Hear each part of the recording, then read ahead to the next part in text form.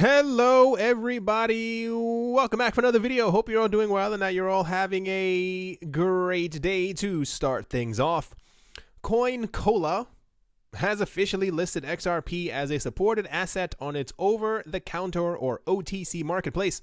The surge in trading volume has led to the online trading platform to adopt XRP to meet high demands as the digital asset surpasses Ethereum in market cap.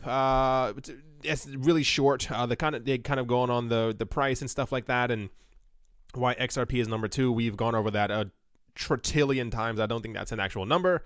If you look at the actual website, this is the setup for it. This is not me endorsing and or blah blah blahing or telling you to use the website. It's simply that there's another platform that we have out there that has listed another coin, and I like talking about them simply because before, the problem that we had in the past, not even whatever, in 2017 and before, is that we had only maybe 2 or 3 different cryptocurrency exchanges where we could get coins from. And it appears there is a brand new one. They list several other coins, but I guess the odd man out would be the XRP token, simply because it takes a lot of other places a bit longer to be able to list it. If you dig around a bit further, it appears that CoinCola is actually, where is it? There we go. They are in Hong Kong, if I'm not mistaken. I myself have not used CoinCola. If you have used CoinCola, please let other people know if it has been an acceptable platform for you. And if you have found their services to be okay. I guess that's kind of the easiest way of saying it. Anyway, that is the XRP being added to another coin on another platform news. And without further ado, let us move on. China is in the news. No one should be surprised about any part of what I'm about to say. The People's Bank of China, or the PBOC, the country's central bank, has officially banned security token offerings, or STOs, in a continuation of its restrictive legislation governing digital currencies. In continuation of its crackdown on digital currencies, China's central bank has officially halted security token offerings. This was said by the South China Morning Post. Speaking at an internet finance forum in Beijing, Pang Gongsheng, deputy governor at the PBOC, said, and I do quote, "The STO business that has surfaced recently is still essentially an illegal financial activity in China. Virtual money has become an accomplice to all kinds of illegal and criminal activities," end quote. Just to touch on that a tiny bit, illegal and criminal activities in China are very different than illegal and criminal activities in the rest of the world. Just a bit of a backdrop, and not to segue a bit too far away. China controls everything in their country. Doesn't matter what it is, who it is. They have a complete control over everything. They know exactly what's going on. They don't actually even have elections. They pretty much, not even joking, they actually choose other people who are in their party, and they go, okay, you're going to be the leader now. And what we have, and I found the most interesting about this as well, is that in many other countries, I'm pretty sure you've noticed, ICOs have become illegal, or they are being regulated to heaven and back. Like, they are being completely shoved down into the ground so that the government agency who has control over securities has control over them. The switch that we've seen this year was the idea that since ICOs have become not burdensome, but they are a bit more... Anyway, the point is, ICOs have transformed into STOs, and everybody thought that launching an STO would be a lot easier or simpler, simply because if you declare that it's a security, you can go to the proper government office that you need to go to who controls securities, and therefore saying, I am compliant, I am doing so-and-so. Turns out in China, even that isn't good enough, saying that you'll be officially compliant. I think, I know, China wants to make sure that they control everything, and that also includes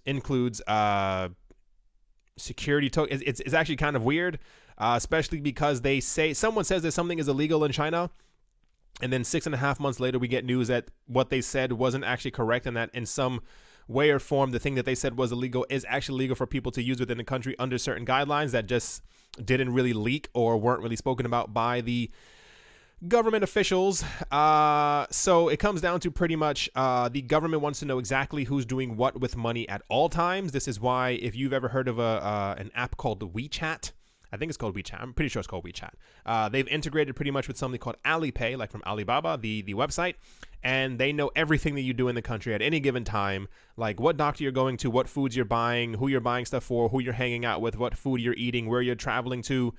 everything. So that's what they mean by illegal and criminal. It's pretty much stuff that they aren't aware about.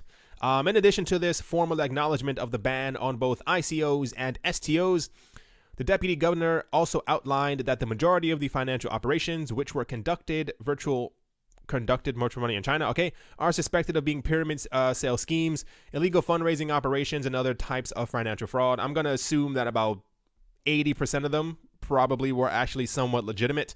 I do not live in China, if you have not noticed, but I have had friends who have been there before and were even born there, and they told me that if you are suspected of something illegal, or if you have done something illegal that you know was illegal, the penalty is quite harsh. So I'm going to assume that most people living there also know about the penalties for these actions, and therefore have probably tried to stay away from pyramid schemes and or anything else that may have been illegal, simply because of life. Anyway, this, like I said, shouldn't have really shocked anyone, but I guess it's another nail in the digital coffin, if you kind of will. It's very weird. China, much like the US, in my opinion, could have taken hold of the entire industry and been these like mega leaders in the space, and it seems, I don't know, maybe because they are so strong power and economic wise, this is why they, I guess, fear cryptocurrencies. Or I guess I can kind of see the fear that a government would have from an STO or an ICO. Like, imagine something sliding through and then developing and eventually becomes like the next like Amazon or Google, and it was something that you kind of let go through, but you kind of can't erase it or really control it. I don't know. Anyway, I'm done talking about China. They've officially banned STOs as well as ICOs. Crypto apparently is still legal in the country, but you can't legally trade it or deal in it or something like that. You can accept it as a payment option. I have slight hopes that China will eventually get it together, because they have a massive amount of people who are into cryptocurrencies there, and they used to move the market before, but as of now, they are about completely out of the cryptocurrency game. Next up, Venezuela and Argentina are actually in the news. It says if you look at the latest activity on local Bitcoin, there have been a large recent spike in recent days from both Argentina and Venezuela buying Bitcoin. Both these troubled, according to this article, Latin American countries have displayed a steady increase in buying cryptocurrency due to rising inflation and troubled economies. But is the sudden uptick evidence of the two countries buying the dip? For those who don't know, for those who've never had to use it, who are lucky enough to not have to use it, Local Bitcoins is a website, or rather an app, that you can use on your phone, and you pretty much find other people in your area, in your neighborhood. You go, I have $500. I'm looking for someone who's selling $500 worth of Bitcoin. You pretty much match up. You start messaging each other, and then you hopefully meet in a well-lit, secured area. There's been a lot of news about people who've been buying stuff on Local Bitcoin. And so anyway, the point is that a lot of places where cryptocurrencies are, like, I want to say frowned upon, or whatever the case might be, people have been resorting to Local Bitcoin as opposed to using cryptocurrency exchanges, especially if they are not able to access cryptocurrency exchanges in their country. It says, looking at the charts, one of the first things you notice is that the Bitcoin purchases in Venezuela didn't begin in earnest until the second quarter of this year. Since April of 2018, the volume has increased from around 17 million to over 3 billion for the second week in December. Without reading through too much of it, this is the actual chart for those who are looking at the screen. You can kind of see, and if you remember around this time frame, this is also when we were getting a lot of news that hyperinflation inside of Venezuela was over the 1 million% mark. So it was kind of just showing, and it's really weird because it was completely flat before. It was like almost nothing, non-existent. And it just, sorry about that. And it just kind of shows the economic situation that we have going on there right now. And there's also another one if you scroll a bit lower. Where is it? Here we go. This is the one for Argentina. It's even more dramatic, and they're not even going through the exact same, situation that Venezuela is going through. Like, Argentina has inflation, but Venezuela has like hyperinflation, like 1.5 million%. I think Argentina has a situation right now where their inflation is up a couple 100%. I can't give you the exact number. Obviously, I don't like thoroughly pay attention to the situation there every single day. But we're seeing a huge uptick in the amount of people. So what the article is saying is that it's interesting to note that these are the countries where it's probably a bit more difficult to put your money into cryptocurrencies. But the amount of people who've been buying essentially, if you kind of want to call it over the counter or not through an actual cryptocurrency exchange, through local Bitcoin, has completely skyrocketed in these countries where they're having economic problems.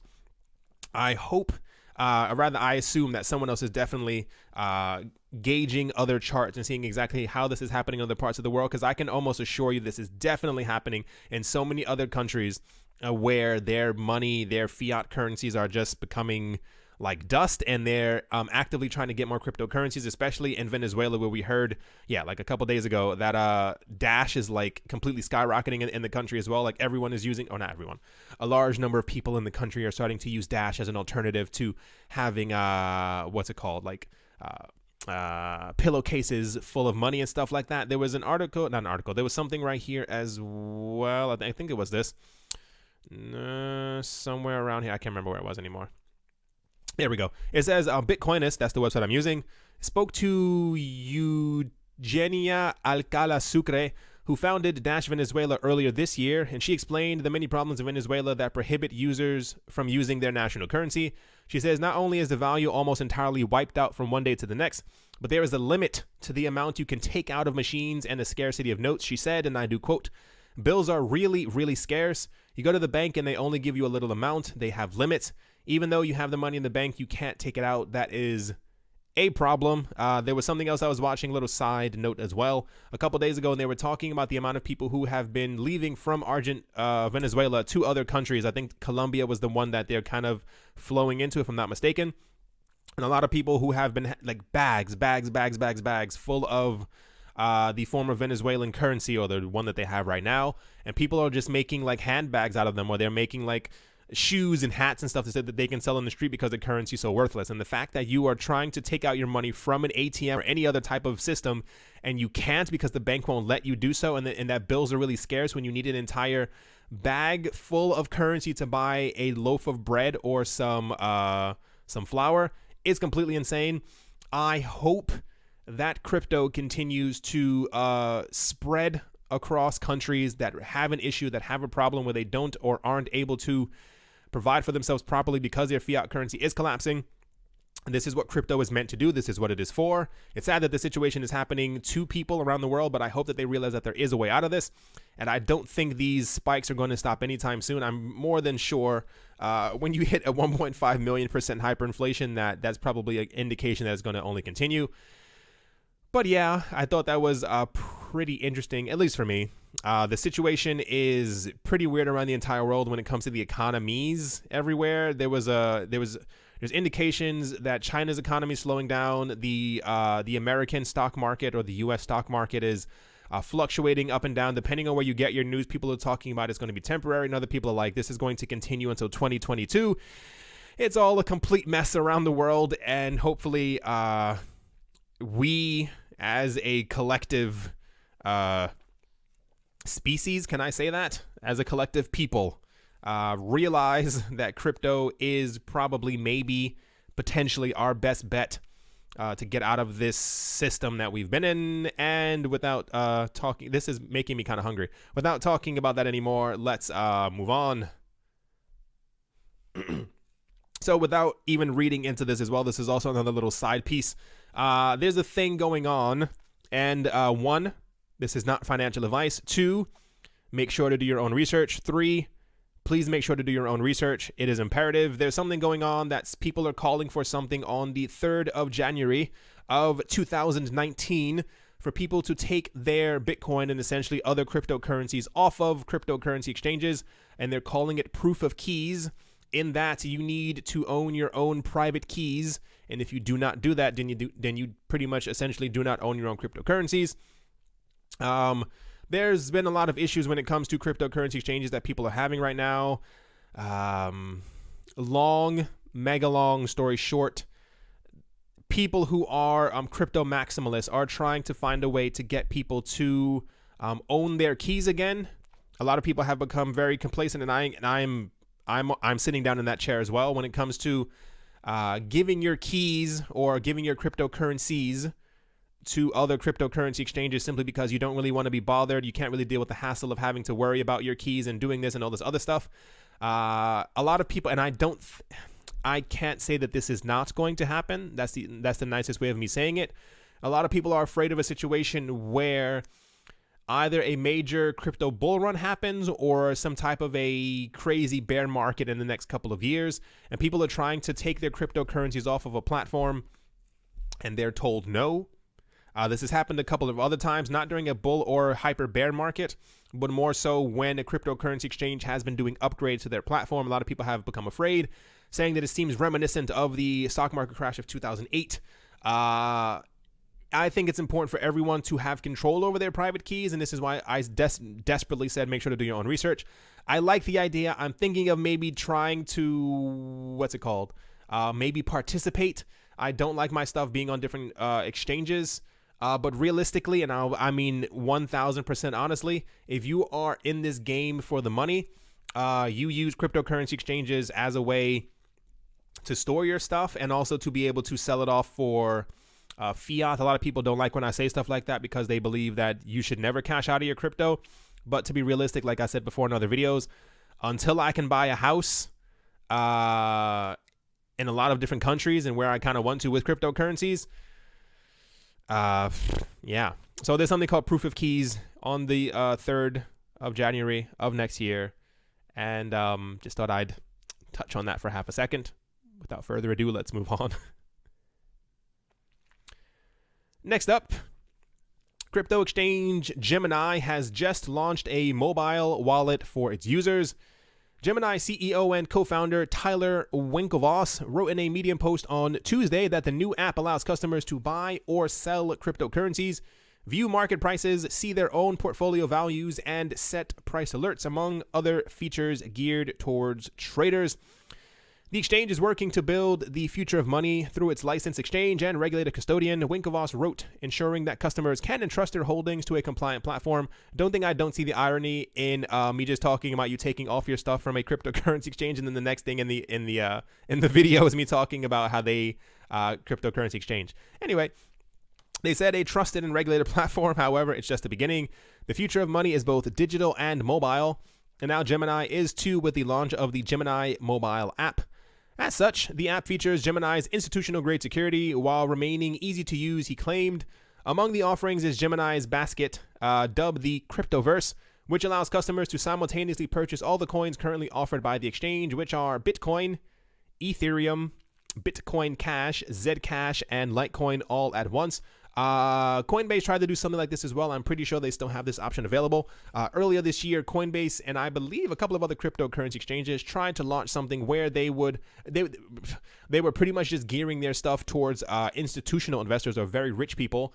And it's like a Schadenfreude almost. Like it's you're not happy that it failed, but I told you guys before, a lot of institutional places or crypto exchanges were just gearing towards very rich people, trying to push the lower people out. That's me and you. And now they're making everything that they can to be able to appeal to us back and forth. And one of the things that Coinbase did, and I don't know if this is relatively new to the Gemini team, is that, and I think it's actually a very good idea as well, especially if you are new to cryptocurrencies. They have a thing where pretty much you can put, let's say for the sake of argument, like $25 onto their thing, and you will get $5 worth of Bitcoin, $5 worth of Ether, $5 worth of Bitcoin Cash, $5 worth of Zcash, Litecoin, etc., etc. And I think it's a very good idea because a lot of people who are very new to the cryptocurrency space may not know where to necessarily put their money. And I think for the sake of argument, maybe not Bitcoin Cash, but the other coins are probably good long-term holds.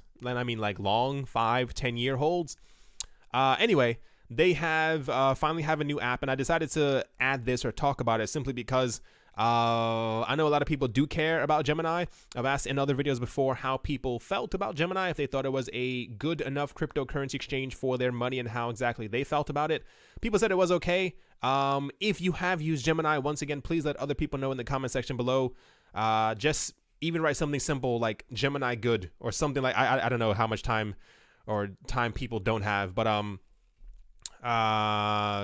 right, that is the Gemini news. They have a new mobile app. I think Coinbase also has an app, if I'm not mistaken. I think everyone's trying to make an app because it's a bit easier. Not everyone is carrying around their laptop or anything else to be able to transact in cryptocurrencies at all times. Anyway, let's move on.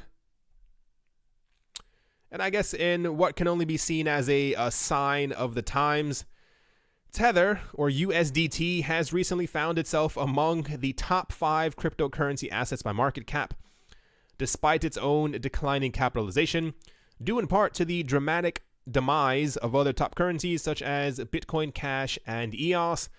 That's particularly noticeable since Tether has shed around $700 million in assets since September, which in USDT means actual units of issuance, not just changing crypto tides. That much has actually existed in the span of time, so and so, okay, blah, blah, blah. Anyway, the point is, Tether, for some reason, has managed to put itself into the top 5 coins, which I think is a little weird for a couple of reasons. One, that means the crypto prices have fallen so much that Tether has been able to just kind of sit there. Like Tether's price doesn't really fluctuate back and forth, and it's slowly slid or sliding to the top of the list simply because it's just kind of sitting there. The other really weird thing is that it's not even 700 million. I think it's actually close to like a billion. No, it's like maybe 800 something million, 850 million. Tether were burned or destroyed over the last couple of months by the Tether people. And that pretty much means it would actually be the number 4 coin.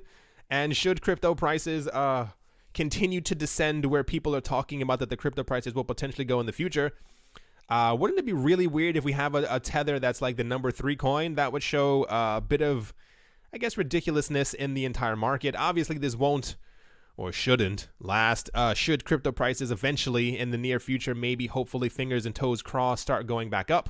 But as of right now, Tether has secured its spot as a number 5 coin. This is also happening with, where are the other ones? Where are you? True USD is now the 23rd coin. USD coin is now number 26, and Paxos Standards is also number 28. These coins were like number 70, number 99 before. They weren't even in the top anything, and now they're slowly rising forward. At the moment, cryptocurrency prices are down a tiny bit, at least at the time of me making this video. So what I've seen around is, obviously, if you were paying attention to the last couple of weeks in the cryptocurrency space, people are still calling for a $3,000 Bitcoin, a potentially a $2,600 or $2,700 or $2,800, depending on whose charts you're looking at, dollar Bitcoin.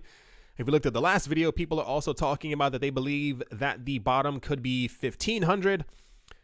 At some point, we will get there, and I would prefer the prices just slam down by 80% and we kind of get it over with, but it seems to be a slow bleed. A lot of people believe or are thinking that the beginning or end of next month could potentially be a very good time for the cryptocurrency space, as we have all the backs and the fronts and the New York Stock Exchange and the NASDAQs being launched and activated and stuff like that. So there could be some potential uptick in price.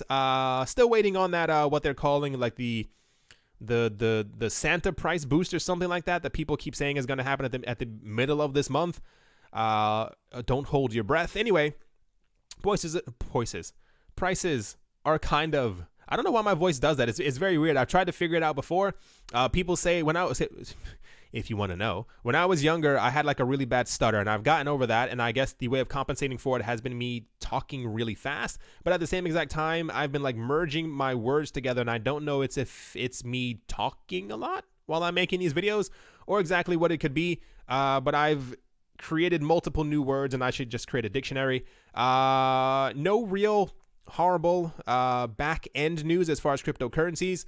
A lot of the other altcoins are, I guess, when there's not news, like Monero. EOS has had some news. Bitcoin, SV, Litecoin, like they're all kind of slinking a bit further. It's kind of weird that Dash is down at all. Anyway, I think that is definitely going to do it for this video. Hope you all enjoyed. Hope you all are having a great day, morning, afternoon, and or evening, wherever you are, wherever you might be. I hope it's absolutely fantastic. People mentioned last video that I sounded really depressed. I do apologize for that. I'm not even depressed. What happens is that as the time goes on during the day, it gets dark here very early, like 2:45, 3 in the afternoon. It starts getting dark already, and it's just a little depressing sometimes. So I don't know. I guess it's could be called seasonal depression. I myself am not depressed. I do apologize if the last video sounded like I was standing on the edge of a cliff with my laptop. Doing pretty okay. Thank you all for asking. I do appreciate that. I like the amount of people who are worried about my health and my depressedness. I'm doing pretty fine. Prices haven't really affected me too much. Just, I guess, the weather. Anyway, thank you all once again. Sorry for rambling on.